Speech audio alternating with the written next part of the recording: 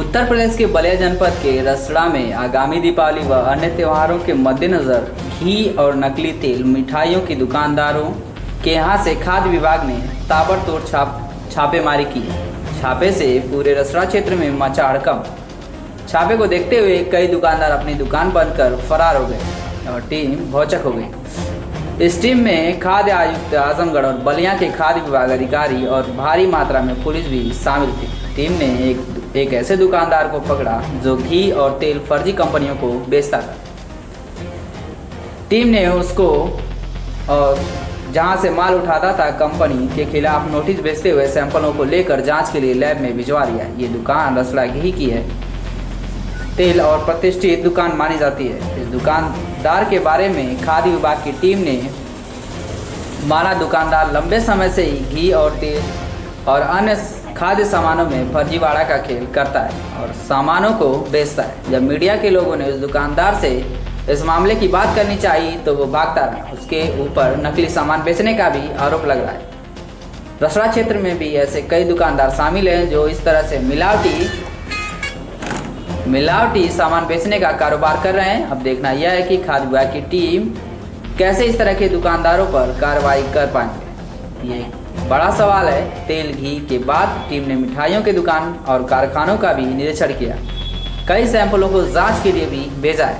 इस कार्रवाई के बाद खाद्य विभाग की दहशत मिलावटी बेचने वाले दुकानदारों पर साफ दिख रहा है। ये फर्म का नाम सुरेश चंद किशन कुमार की फर्म है और यहाँ पर कानपुर निर्मित जियोलाइट वनस्पति वैभव एडिबल्स प्राइवेट लिमिटेड द्वारा निर्मित है। इसके जो पेट वनस्पति के 15 केजी के जार हैं, उस पर पैकिंग लेबलिंग का प्रथम दृष्टया उल्लंघन है। पैकिंग डेट और बैच नंबर की घोषणा नहीं की गई है। उस संदेह पर हम 15 टीने को सीज करके नमूना संकलन की कार्रवाई कर रहे हैं।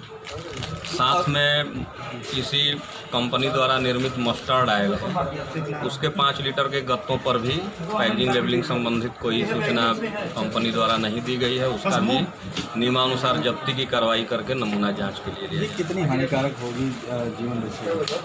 प्रथम दृष्टया देखिए, यह मिथ्या छाप है। इससे हम ये नहीं कह सकते कि स्वास्थ्य के लिए यह हानिकारक है। मतलब यह खाने का सामान निर्माता कंपनी द्वारा कब बनाया गया, पैकिंग डेट उसका क्या था, उस प्रोडक्ट का बैच नंबर, जिससे यदि कोई गड़बड़ी हो तो उसको ट्रेस करने के लिए बैच नंबर की आवश्यकता होती है।